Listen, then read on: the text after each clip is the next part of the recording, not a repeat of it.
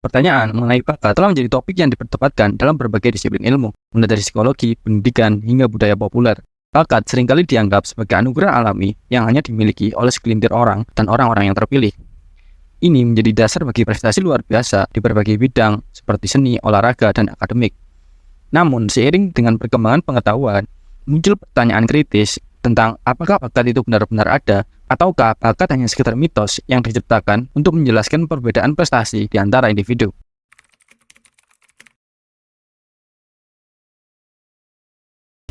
Bakat secara umum didefinisikan sebagai kemampuan atau potensi luar biasa yang ada dalam diri seseorang sejak lahir, yang memungkinkan mereka untuk unggul dalam bidang tertentu tanpa banyak usaha dibandingkan dengan orang lain.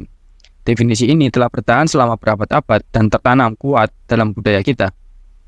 Namun, definisi ini juga menimbulkan banyak kontroversi karena adanya implikasi bahwa bakat adalah sesuatu yang tetap dan tidak dapat diubah, yang bertentangan dengan konsep perkembangan dan pembelajaran secara terus-menerus.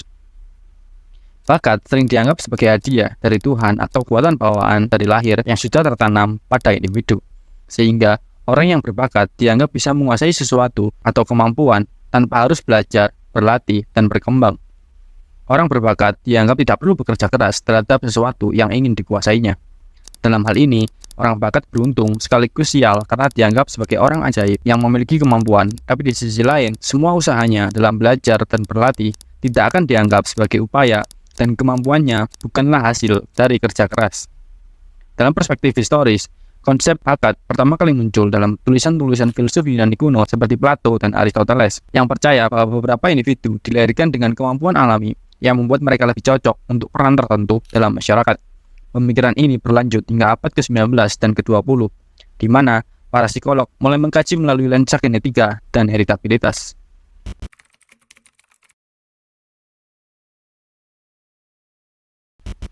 Pada abad ke-20, psikologi mulai mengeksplorasi ide bakat, bahwa bakat mungkin lebih terkait dengan faktor lingkungan dan latihan daripada semata-mata diturunkan dari genetik. Konsep deliberate practice yang diperkenalkan oleh psikolog G. Anders Ericsson menjadi salah satu teori terkemuka dalam bidang ini. Ericsson berpendapat bahwa prestasi luar biasa bukanlah hasil dari bakat bawaan, melainkan dari latihan intensif dan fokus yang dilakukan selama bertahun-tahun. Dalam bukunya Peak, Ericsson menjelaskan bahwa siapapun dapat mencapai tingkat keahlian yang tinggi dengan latihan yang tepat dan dedikasi yang konsisten. Teori ini didukung oleh banyak penelitian empiris yang menunjukkan bahwa bakat seringkali merupakan hasil dari kombinasi latihan intensif, motivasi tinggi, dan dukungan lingkungan yang kuat.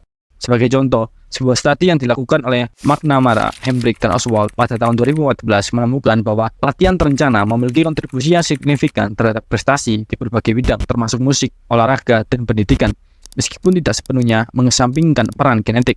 Sehingga, bakat dari sisi psikologi modern adalah campuran atau kombinasi antara latihan, dedikasi, yang juga didukung oleh faktor lingkungan dan dukungan moral dari orang tua. Pelatihan yang konsisten membuat seseorang lebih cepat dalam menguasai suatu bidang dan membuat orang tersebut lebih unggul dibandingkan yang lain. Atau dengan kata lain, menurut psikologi modern, bakat yang diturunkan melalui genetik itu tidak ada, atau setidaknya mempunyai kemungkinan dan kontribusi yang sangat kecil sehingga tidak diperhitungkan sebagai aspek utama yang menentukan berbakat atau tidaknya seseorang. Meskipun teori latihan atau bahwa bakat berasal dari latihan yang intens dan terencana, penelitian di bidang genetika tetap menunjukkan bahwa faktor genetik juga memiliki peran dalam menentukan kemampuan individu. Studi heritabilitas menunjukkan bahwa ada komponen genetik yang dapat mempengaruhi kemampuan kognitif, kepribadian, dan potensi prestasi di berbagai bidang. Sebagai contoh, sebuah studi Plomin dan Deary tahun 2015 menemukan bahwa sekitar 50% variabilitas dalam kemampuan kognitif dapat dijelaskan oleh faktor genetik. Namun, penting untuk dicatat bahwa gen tidak bekerja dalam isolasi. Faktor lingkungan seperti pendidikan, sosialisasi, dan pengalaman hidup juga berinteraksi dengan faktor genetik untuk membentuk kemampuan dan prestasi individu. Oleh karena itu, pandangan yang lebih modern cenderung menggabungkan perspektif genetik dan lingkungan dengan mengakui bahwa keduanya berperan dalam membentuk apa yang kita sebut sebagai bakat. Dalam hal tertentu, bakat yang berasal dari genetik mungkin akan menjadi aspek utama. Contohnya, dalam beberapa olahraga fisik, orang yang memiliki keadaan fisik tertentu yang berasal dari perkawinan DNA dan genetik keturunan orang tuanya akan sangat berpengaruh pada performa dan prestasi yang dihasilkan oleh seorang atlet. Tinggi badan, postur tubuh, bahkan penyakit akan sangat mempengaruhi kinerja yang dihasilkan seorang atlet. Akan tetapi, banyak juga atlet atau profesional di bidang olahraga yang tidak memiliki genetik yang menguntungkan, tapi tetap saja bisa tampil dengan performa yang mengimbangi atau bahkan melebihi mereka yang diuntungkan secara genetik. Hal itu biasanya ditunjang dan didukung oleh kerja keras dan latihan tanpa henti. Yang dalam hal ini, kita bisa tekankan, kalaupun memang ada bakat secara alami, hal itu tetap bisa diimbangi dengan latihan dan kerja keras. Meskipun ada bukti yang mendukung bahwa peran faktor genetik dan kemampuan individu, konsep bakat tetap menjadi topik yang kontroversial. Kritik utama terhadap konsep bakat adalah bahwa bakat sering digunakan sebagai alasan untuk menghindari tanggung jawab dan usaha. Orang-orang mungkin berpikir bahwa mereka tidak akan pernah menjadi ahli dalam suatu bidang karena mereka tidak berbakat, yang pada akhirnya dapat menghambat potensi dan perkembangan mereka. Kritik lain terhadap konsep bakat datang dari perspektif pendidikan, yang dimana beberapa pendidik berpendapat bahwa keyakinan pada bakat dapat menciptakan sistem pendidikan yang tidak adil, di mana hanya individu yang dianggap berbakat yang mendapatkan perhatian dan sumber daya, sementara yang lain yang dianggap tidak berbakat akan diabaikan. Dalam bukunya Dweck di tahun 2006, Mindset: The New Psychology of Success, diperkenalkan konsep fixed mindset dan growth mindset, di mana keyakinan bahwa bakat adalah sesuatu yang tetap atau fixed mindset dapat menghambat pembelajaran dan pertumbuhan. Sebaliknya, mengadopsi growth mindset, individu percaya bahwa kemampuan dapat dikembangkan melalui usaha dan pembelajaran yang terus-menerus. Bisa kita jadikan referensi di mana orang-orang mempercayai dan mempunyai keyakinan bahwa semuanya berasal dari bakat akan cenderung memiliki fixed mindset dan akan kesulitan untuk berkembang. Pikiran yang percaya bahwa semua bisa dicapai dengan usaha dan latihan atau growth mindset dapat membantu seseorang dalam mencapai prestasi dan tujuan. Bisa dibilang, keyakinan akan adanya bakat malah merugikan dan menghambat perkembangan seseorang. Untuk lebih memahami apakah bakat itu ada atau tidak, kita dapat melihat pada beberapa kasus nyata dan studi kasus yang mendukung atau menolak keberadaan bakat. Salah satu contoh yang sering dikutip adalah Mozart, yang dianggap sebagai jenius musik sejak kecil. Namun, penelitian lebih lanjut menunjukkan bahwa Mozart mulai belajar pada usia yang sangat muda di bawah bimbingan orang tuanya atau ayahnya, yang juga seorang musisi terkenal. Hal ini menunjukkan bahwa selain mungkin memiliki predisposisi genetik, Mozart juga mendapat paparan lingkungan yang sangat mendukung perkembangan kemampuannya. Jadi, bakat Mozart yang diyakini seseorang adalah suatu kombinasi yang selaras antara faktor genetik dan latihan.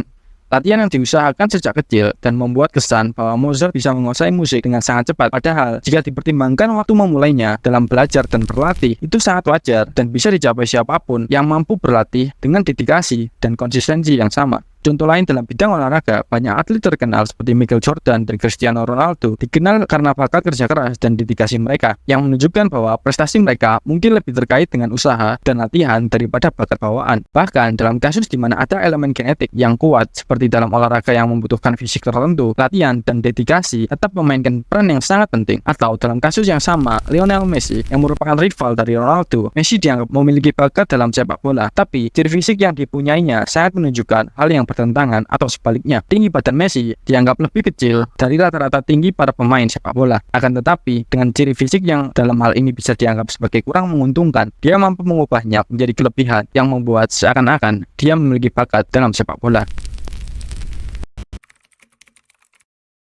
Jadi, apakah bakat itu ada? Jawaban yang paling tepat adalah bahwa bakat dalam pengertian kemampuan bawaan yang tidak dapat diubah adalah konsep yang terlalu sederhana untuk menjelaskan kompleksitas prestasi manusia, atau bisa dibilang, bakat itu tidak ada dan oversimplifikasi. Penelitian menunjukkan bahwa meskipun ada faktor genetik yang mempengaruhi kemampuan individu, lingkungan, latihan, motivasi, dan dukungan sosial juga memainkan peran yang sangat penting. Oleh karena itu, lebih baik kita melihat bakat sebagai hasil interaksi antara faktor genetik dan lingkungan daripada sesuatu yang tetap dan tidak dapat diubah. Pemahaman ini tidak hanya penting dalam bidang akademik dan penelitian, tapi juga memiliki implikasi praktis dalam pendidikan, manajemen bakat, dan pengembangan individu. Dengan memahami bahwa kemampuan dapat dikembangkan melalui usaha dan latihan, kita dapat menciptakan lingkungan yang lebih mendukung untuk pertumbuhan dan pembelajaran, sekaligus menghindari batasan-batasan yang diciptakan oleh keyakinan pada bakat bawaan. Seperti biasa, mari kita tutup dengan satu pertanyaan. Apakah kamu mempunyai bakat?